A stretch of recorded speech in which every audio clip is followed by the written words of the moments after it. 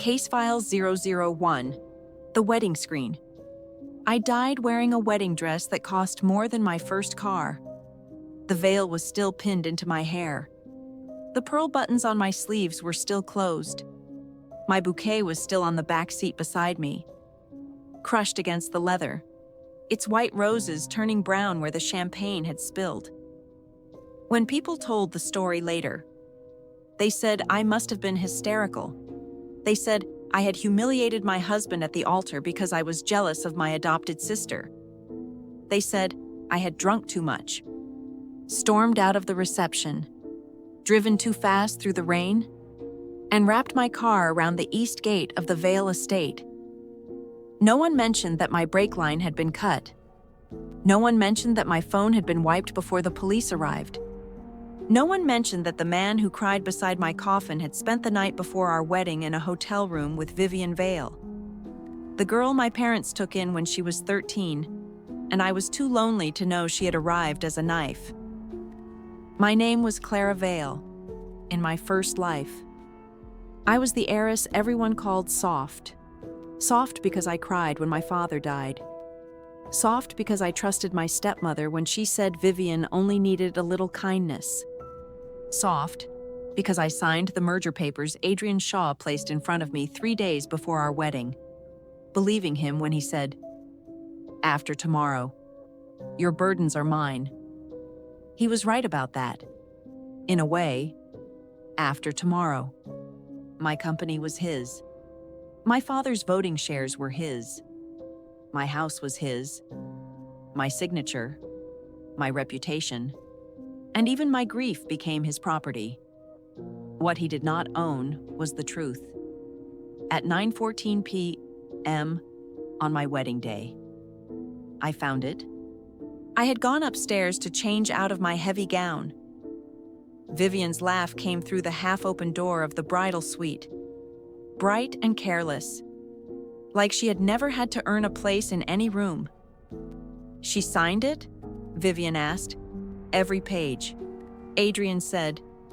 "She did not even read the amendment." "And after tonight?" "After tonight, Clara will look unstable. The guests already saw the scene at the altar. By Monday, the board will ask me to manage her interests for her own safety." Then Vivian said something that turned my blood into ice. "And the car?" Adrian laughed softly. "Already handled. I should have run then, instead." I pushed the door open. I still remember Vivian turning toward me in my mother's diamond earrings. I remember Adrian adjusting his cufflinks. Not startled, only annoyed.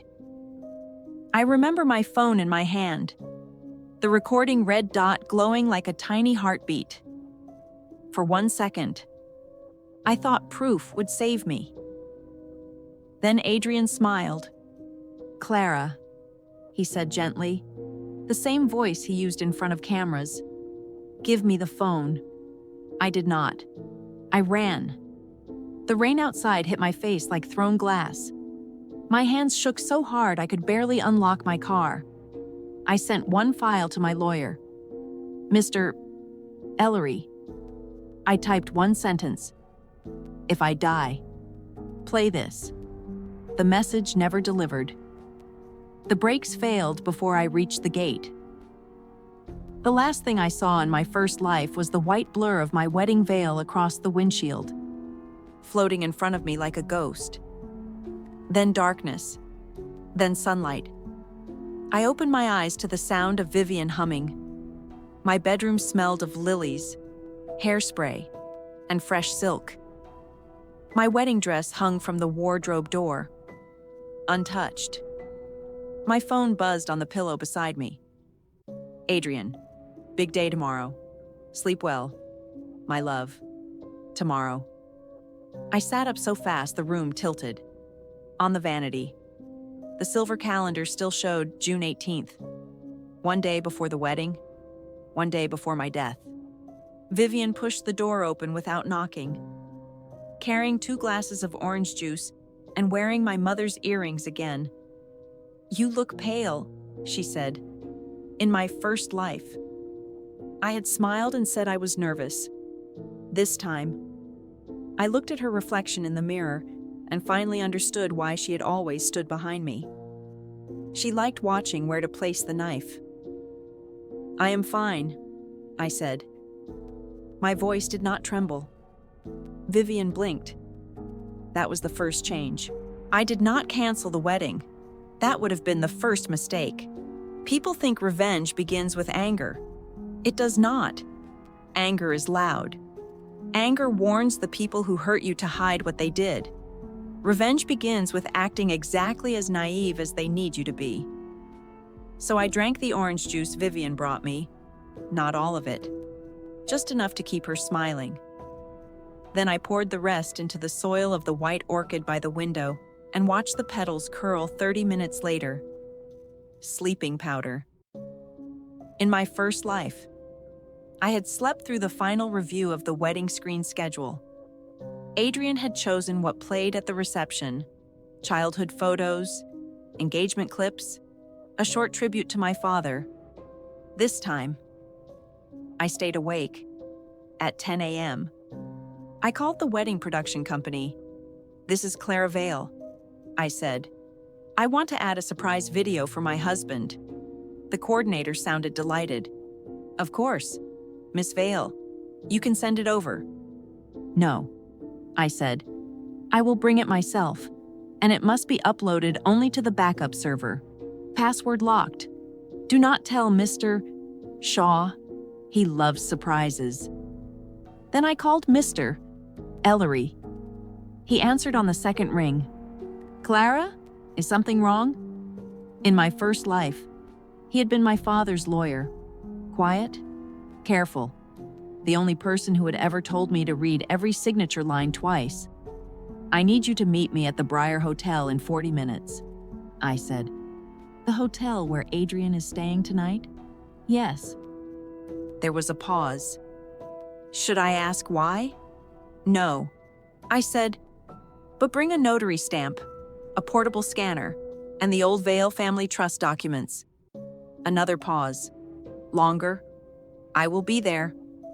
After that, I smiled through bridal fittings, flower approvals, and a phone call with Adrian's mother, who spoke to me like I was a child she planned to inherit. "Tomorrow is not only a wedding," Mrs. Shaw said. "It is the beginning of stability for both families. You understand that, don't you?" "Perfectly," I said. She loved that answer. At noon, Vivian came into my dressing room wearing a pale blue dress and false concern. "Adrian said you have been busy today." "Wedding details," I said. "You should rest. You get emotional when you are tired." There it was, the first brick in the wall they would build around me tomorrow. Emotional, unstable, unable to manage her interests. Words are useful weapons because they do not look sharp until someone bleeds. I reached out and adjusted Vivian's necklace. She stiffened. "You are right," I said. "I do get emotional. That is why I am lucky to have you." Her eyes softened with triumph. She believed me. By 2:15 p.m., I was sitting in a black sedan outside the Briar Hotel with Mr. Ellery beside me and a bouquet box on my lap. "Inside the box?" he asked. "A camera. Clara. A legal camera," I said. "The hotel hallway is public to guests. I am not entering anyone's room. I only need the hallway and the timestamp." Mr. Ellery studied my face. In my first life, people always mistook silence for weakness. Mr. Ellery did not. "Who are we watching?" "My fiancé," I said. "And my adopted sister?" He closed his eyes for 1 second, then opened his leather folder. "Tell me everything." I did not tell him about dying. I told him enough. Adrian had booked room 1706 under his assistant's name. Vivian would arrive at 3 wearing sunglasses and my mother's earrings. They would leave together at 4:30 through the service elevator and return separately to my rehearsal dinner, where Adrian would kiss my forehead in front of 70 guests. Mr. Ellery listened without interrupting. And you know all of this how? I looked through the tinted window at the hotel entrance. Vivian stepped out of a taxi at exactly 2:58. Same white coat, same sunglasses, same diamond earrings. Because, I said, some people are too arrogant to change a script that worked the first time. The first piece of proof was easy. Vivian crossed the lobby with her head down, but she paused at the elevator mirror to check her lipstick. She always did that, even when betraying me. She wanted to look perfect. The hallway camera in my bouquet box caught her entering room 1706 at 3:04 p.m. The second piece took patience. Mr. Ellery spoke with the hotel manager about an unrelated charity gala my family sponsored every winter, while he kept the man busy. I walked to the business center and used the printer beside the staff hallway. In my first life, Adrian had hidden a contract amendment inside the wedding asset transfer papers. Page 18, Section 4, Temporary voting rights assigned to spouse upon marriage. Page 19, Medical incapacity clause. Page 20, Board proxy. Soft Clara had signed every page. Reborn. Clara replaced page 18. The new clause looked almost identical. Same font, same margin, same dry legal language that made most people sleepy. But the meaning was different.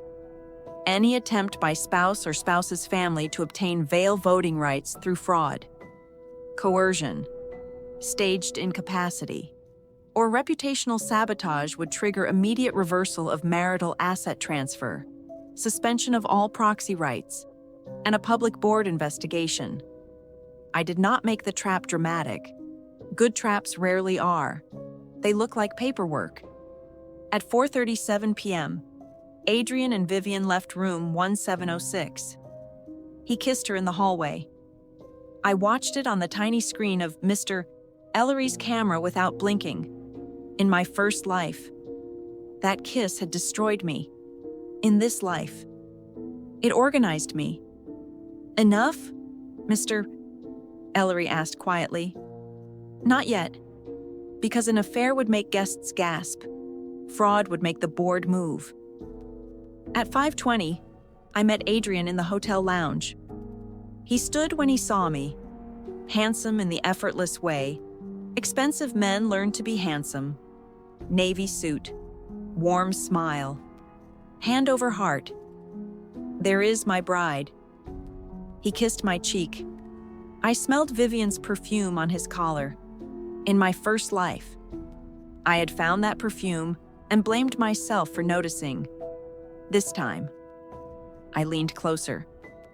You smell like jasmine, I said. His smile flickered for less than a second. The hotel lobby is full of flowers. Of course. I placed the folder on the table. I brought the final transfer papers. His fingers touched the edge before he could stop himself. Hungry. That was the thing about Adrian. His voice was patient. His face was kind. But his hands always reached too quickly. Your lawyer reviewed them? He asked. He did. And you trust him? My father did. Adrian's mouth tightened. He hated my father for dying before he could be manipulated. I slid the pen toward him. You should sign first. It feels romantic. He laughed. Men like Adrian always laugh when they think a woman is being sentimental in a way that benefits them. He signed page after page. When he reached page 18, he did not read it. Of course he did not. He was too busy watching my face to see the knife on the paper. You know, he said, after tomorrow, you will not have to carry all this alone. I know. If the board pressures you, let me handle them. I will. And if Vivian acts jealous, do not take it seriously. She has always wanted what you have. I almost smiled. Has she? He covered my hand with his. You are too forgiving. Clara, it is one of the reasons I love you. In my first life. I had believed that. In my second life. I pressed the recorder under my bracelet and let him keep talking. Some people need to be managed, he said gently. Vivian included. The board included. Even you. Sometimes. Managed how? His thumb stroked my knuckles. By someone who sees the whole picture. The recorder caught every word. At 6:12, I left the hotel with his signature, his voice, and his kiss on another woman's mouth. 3 pieces of proof. Still not enough. I needed him to step onto the stage himself. The rehearsal dinner took place beneath a ceiling of glass lanterns. Everyone said it looked romantic. To me, it looked like a courtroom with better flowers. Adrian's mother sat at the head table, accepting congratulations as if she had personally acquired me at auction. Vivian sat 2 chairs away, glowing in pale blue. My mother's earrings catching the light every time she tilted her head toward my fiancé. You are quiet tonight, Vivian whispered, just thinking. About tomorrow? About what comes after? She smiled, soft and pitying. Do not worry. Adrian will take care of everything. There it was again. Take care. Manage. Handle. Words people use when they are preparing to put you in a cage and call it protection, after the main course. Adrian stood to give a speech, in my first life. This was where he had made everyone cry. He spoke about my father. He spoke about responsibility. He said marrying me meant protecting not only a woman, but a legacy. People had applauded. The next day, when I accused him at the altar. Those same people remembered his speech and decided I had broken under pressure. This time, I changed one sentence. When Adrian went to greet guests before dinner, I slipped his speech folder from the chair. I replaced the final page with one I had prepared in the hotel business center, not a confession. Men like Adrian do not sign confessions. They sign flattering lies that become confessions later.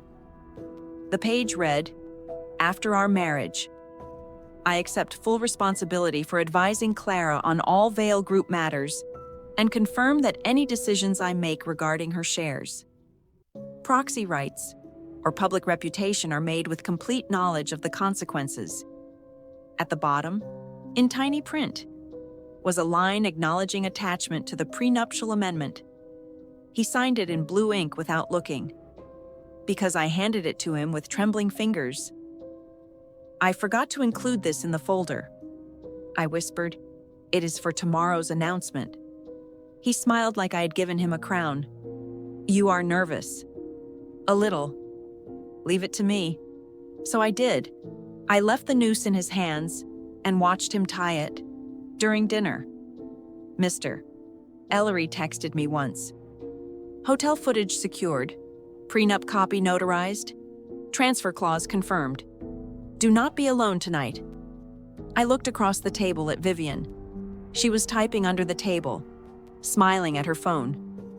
Adrian's phone lit up beside his wine glass. Vivian. Tomorrow, after the altar. She will be finished. Adrian turned his phone face down. I laughed softly. Vivian looked up. What is funny?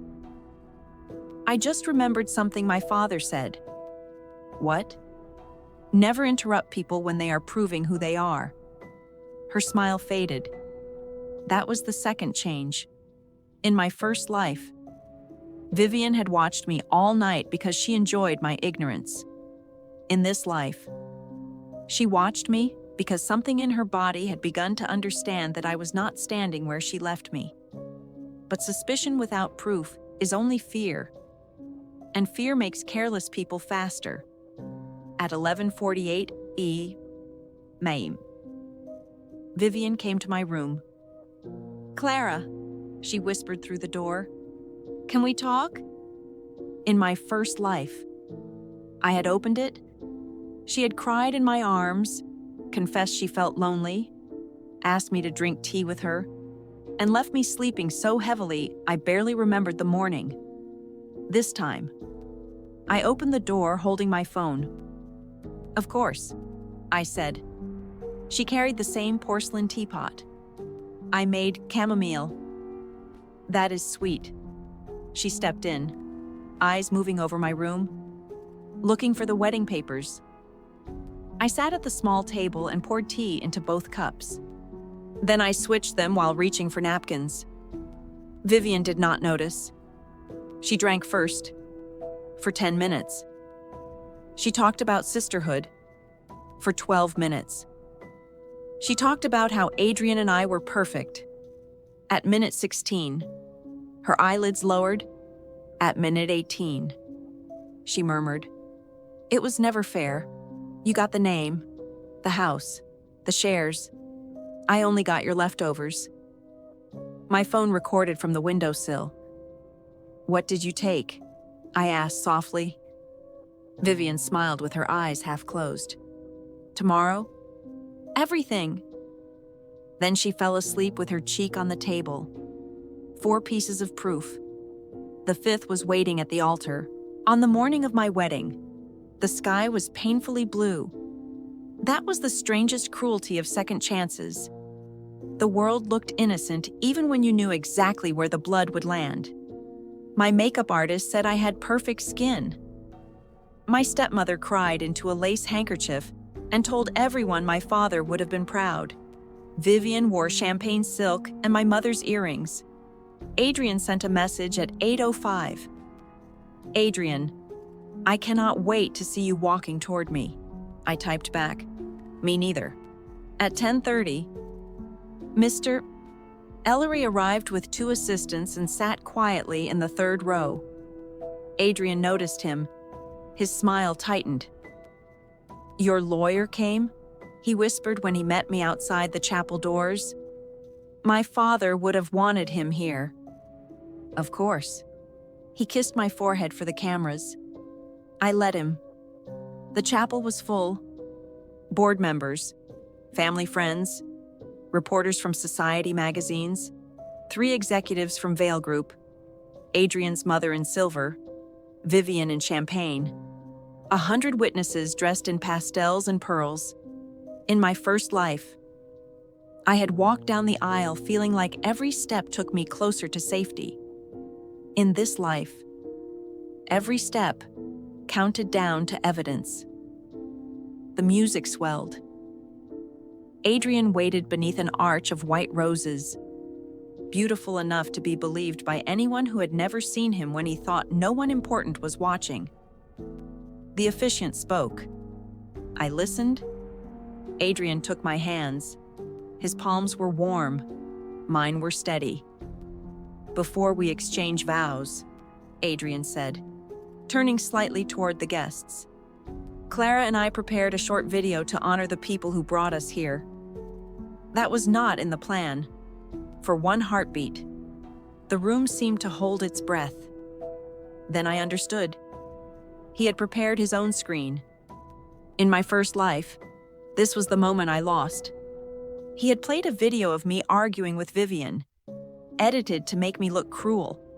He had shown footage of me crying after my father's death, cut between board meetings, making me look unstable. Then Vivian had stood up, trembling, and said she only wanted me to be happy. By the time I shouted the truth, I looked exactly like the woman his video had created.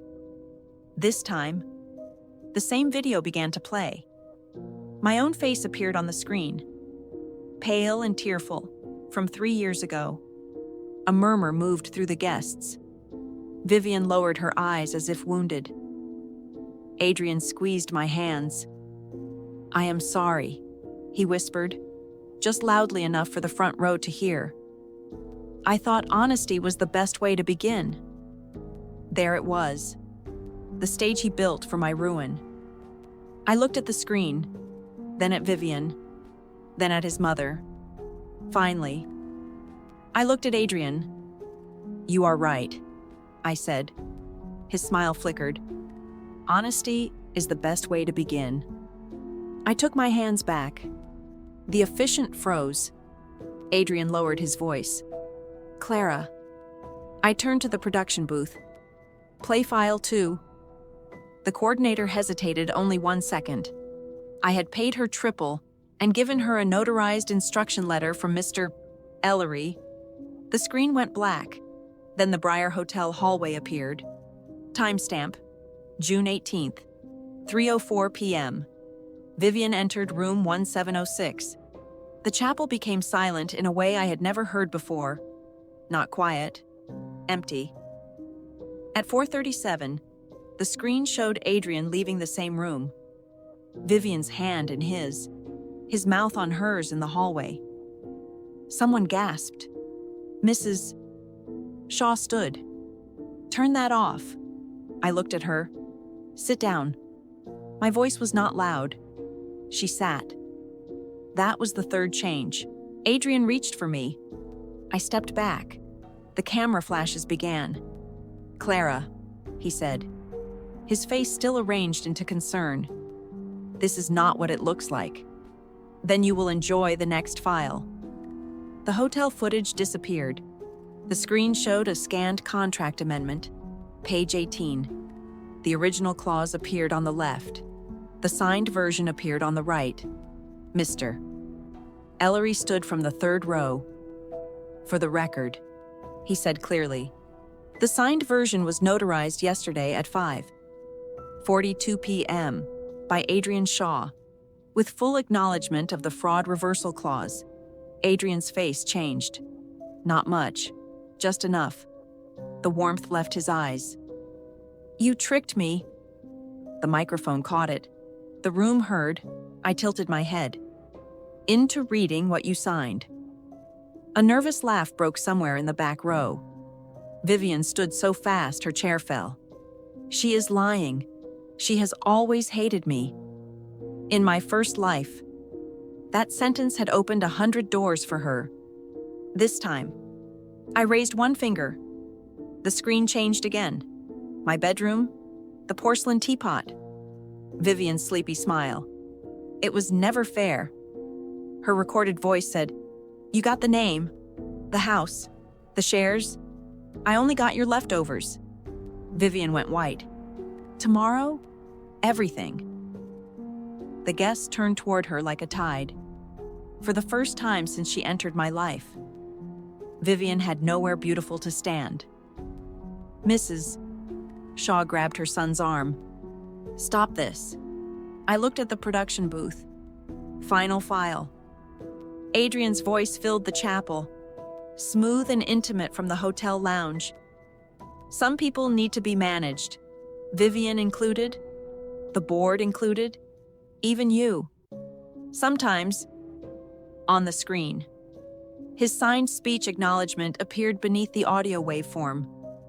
After our marriage, I accept full responsibility. The Vale executives in the second row began whispering. Mr. Ellery raised another folder. As legal counsel for the Vale Family Trust, I am issuing immediate notice to the board, under the fraud reversal clause signed by Mr. Shaw. All transfer activity is suspended. Mr. Shaw and his family have no proxy authority over Miss Vale's voting shares. Adrian stared at me. There was no love in his face now. Maybe there never had been. You planned this, he said. Yes. The word felt clean. You set me up. No, Adrian. I let you arrive. The chapel doors opened. 2 uniformed officers stepped inside with the hotel manager and one of Mr. Ellery's assistants. Mrs. Shaw began speaking too quickly. This is a family matter. No, I said. It became a criminal matter when someone arranged for my car to be serviced yesterday without my permission. Adrian's head snapped toward me. There it was, the one piece of proof I had not shown. At 7 o'clock that morning, while my makeup artist painted me into a bride, Mr. Ellery's assistant had taken my car to an independent mechanic. The brake line had already been tampered with. In my first life. That tampering killed me. In this life, it had a receipt. The mechanic's report appeared on the screen beside a payment record from an account linked to Shaw Holdings. For the first time, Adrian looked afraid. Not sorry. Afraid? That difference matters, Vivian whispered. Adrian, you said no one would check. The microphone caught that too. Even the flowers seemed to stop moving. Mr. Ellery closed his folder. Thank you, Miss Vale. That is enough. But it was not enough for me. Not yet. I turned back to the guests, to the board members, to the cameras, to every person who had once believed I was too emotional to tell the truth. In my father's company, I said, we keep records. In my father's house, we read contracts. And in my father's name, I will not marry a man who came to the altar with a mistress, a proxy clause, and a murder plan. Adrian lunged then. The officers caught him before he reached me. The cameras caught that too, by noon. The wedding was over, not postponed, not canceled quietly, over.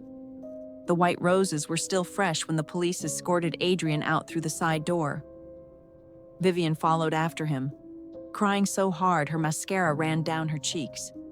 But no one rushed to hold her this time. People are generous with tears when they think tears are harmless.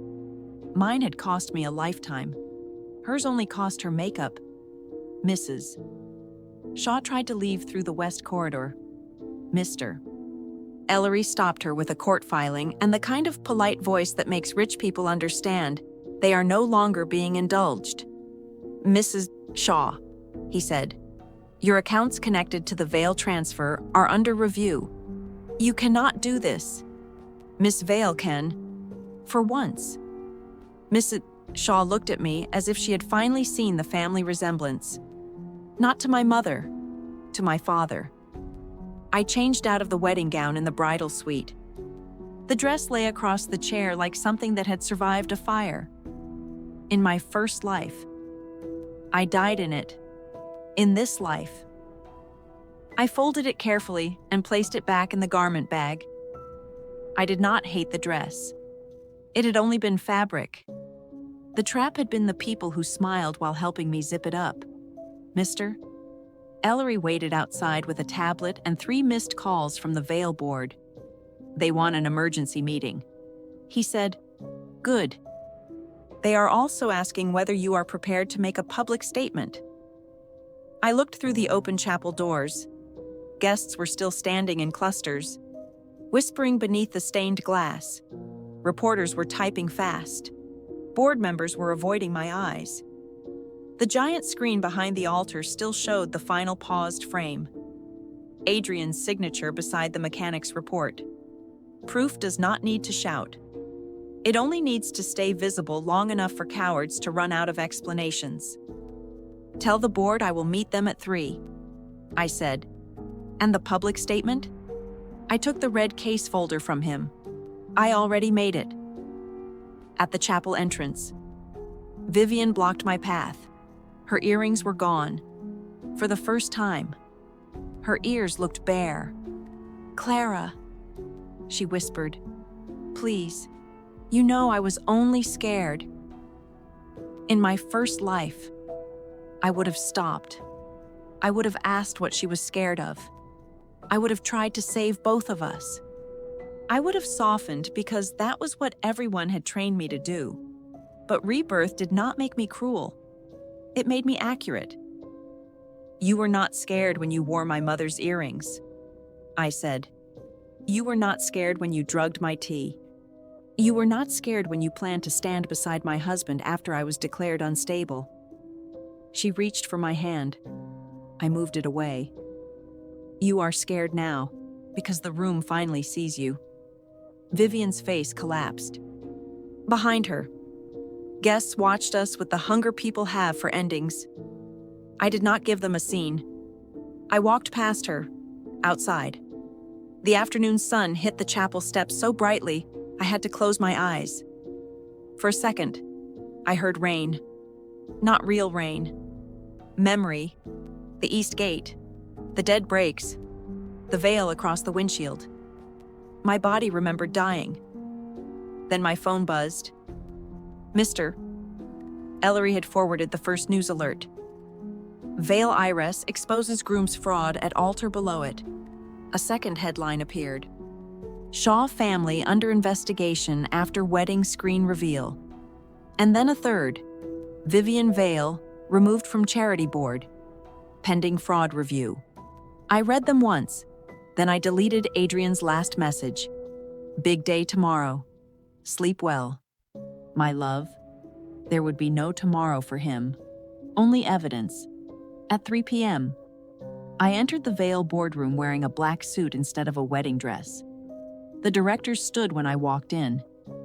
Not because they loved me. Not because they believed me. Because the case file was on the table. And everyone in that room finally understood that the soft heiress had died yesterday. The woman who returned had kept the receipts. I sat at the head of the table, opened the red folder, and said, "Let us begin with page 18. That was the first case. It would not be the last.